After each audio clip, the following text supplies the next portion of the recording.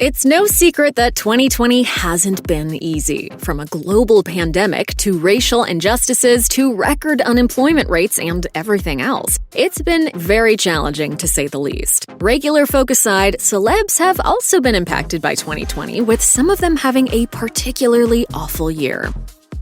In 2020, Demi Lovato went from single to engaged to single again in a matter of 6 months. So it's safe to say that the year has been a pretty bumpy road for the pop star. Lovato and her now ex-fiancé Max Eric started dating back in March, were engaged by July, and broke up in September. And while the two were very public about their love on social media while they were together, Eric also took that energy into their breakup. There were definitely some red flags during their relationship, like Eric's old tweets about Selena Gomez going viral, but things got super messy when Lovato and Eric split. He decided to air their dirty laundry on social media, going on multiple rants on his Instagram stories. Eric got into everything from saying he found out about their breakup from the tabloids to randomly sharing Lovato's old music. Ultimately, Lovato wasn't thrilled by the way her ex handled their breakup. According to a source via E, Demi wants no contact with Max at this point. She is completely embarrassed at the way he's been acting and putting their relationship on blast via social media. She wants nothing to do with him. By October 2020, things had escalated further, with a source telling E. Max has been trying to get in contact with her family and friends, and they have all blocked him. Demi's in contact with lawyers now on what to do.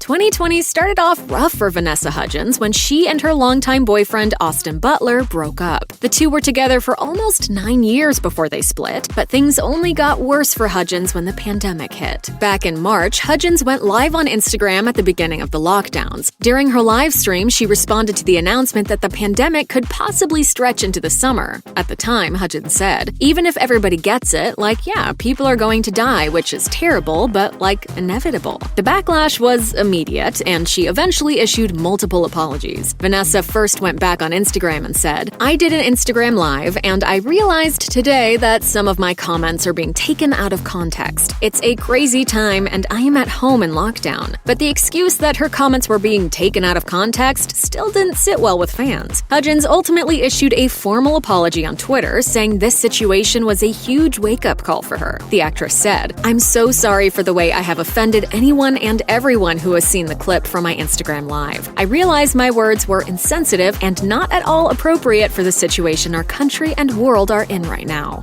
I hope you guys are all staying safe and staying inside. Up until this year, for the most part, Ellen DeGeneres was known for being one of the funniest and most generous celebs. Her famous catchphrase is "be kind to one another after all." But in 2020, accusations by fans, employees, and former guests led to months of bad press for DeGeneres. 2020 started to go downhill for her when a comedian tweeted asking for, quote, "stories you've heard about Ellen being mean," and he quickly received around 3,000 responses. Fans wrote about everything from times DeGeneres was rude to waitstaff to not being allowed to make eye contact with her on set. Not long after this post went viral, BuzzFeed published a major exposé with stories from former and current employees of The Ellen DeGeneres Show. The article claimed the show was a toxic work environment. The insiders detailed their alleged experiences with racial discrimination, punishment for taking medical leave, and not being allowed to speak to DeGeneres if they saw her around the office. But it wasn't only fans and former coworkers that spoke out against DeGeneres. While some celebs had DeGeneres' back, others, like YouTuber Nicki Tutorials, shared their negative experiences with the talk show host. According to The Hollywood Reporter, DeGeneres has since let go of 3 of her top executive producers that were accused of cultivating the toxic work environment, and she has issued multiple apologies, including one during the season premiere of her show.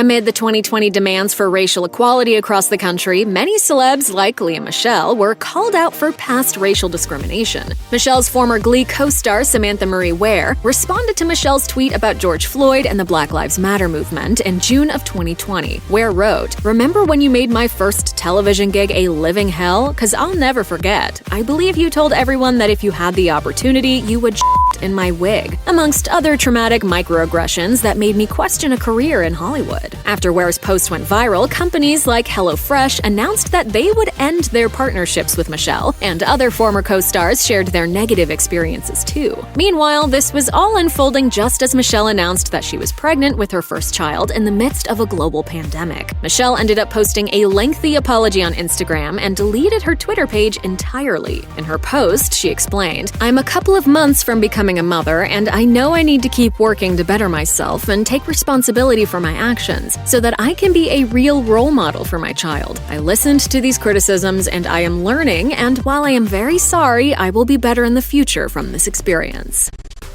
In June 2020, Harry Potter author J.K. Rowling retweeted an op-ed piece that discussed people who menstruate, seeming to have an issue with the story not just using the word women instead. She wrote, "People who menstruate, I'm sure there used to be a word for those people. Someone help me out. Wumben, wimpund, woomud?" While this tweet received a lot of backlash, Rowling did not stop there. She doubled down on her views in a series of tweets and wrote, "I respect every trans person's right to live any way that feels authentic and comfortable to them. I'd march with you if you were discriminated against on the basis of being trans. At the same time, my life has been shaped by being female. I do not believe it's hateful to say so." Since these tweets went viral, many of Rowling's former fans and colleagues like Daniel Radcliffe, Emma Watson, Rupert Grint, and Eddie Redmayne have spoken out against her remarks. In response to Rowling's tweets, Watson tweeted, saying, "Trans people are who they say they are and deserve to live their lives without being constantly questioned or told they aren't who they say they are.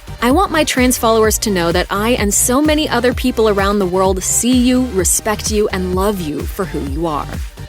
In May 2020, Lana Del Rey took to Instagram to air her musical grievances while comparing herself to other female artists. In her post, Del Rey wrote, "Now that Doja Cat, Ariana, Camila Cabello, Cardi B, Kehlani, and Nicki Minaj and Beyoncé have had #1s with songs about being sexy, wearing no clothes, f***ing, cheating, can I please go back to singing about being embodied, feeling beautiful by being in love, even if the relationship is not perfect, or dancing for money, or whatever I want, without being crucified or saying that I'm glamorizing abuse?" While some fans agreed with her, many criticized Del Rey's post, saying her remarks were tone-deaf and disappointing. One person commented on the post, writing, "Come on, you should know better. You could have gotten your entire point across without dragging those other women by name. Be mad at the game, not the other players. Disappointing." And another person tweeted, saying, "Lana blatantly ignoring the criticism Beyoncé, Nicki, and other black women have received and continue to for being confident in their sexuality doesn't sit right with me." Del Rey has since spoken out about her post, but did not directly apologize for her comments, which only made matters worse. In her follow-up post, Del Rey declared, "Making it about race says so much more about you than it does about me."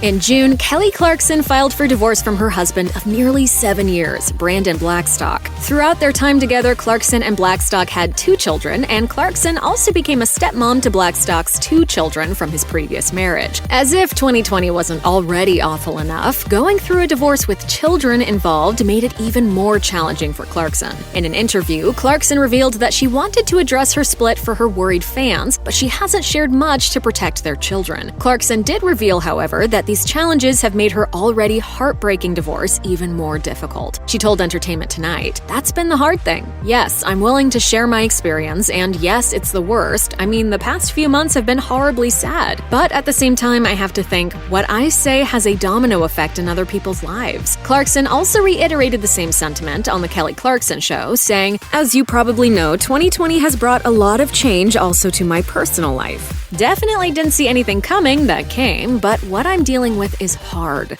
Probably won't go too far into it because, you know, I'm a mama bear and my kids come first. Clarkson did reveal how thankful she is to be able to safely be back at work on her talk show and on The Voice, surrounded by her fellow judges and friends. Check out one of our newest videos right here. Plus, even more Nicki Swift videos about your favorite celebs are coming soon. Subscribe to our YouTube channel and hit the bell so you don't miss a single one.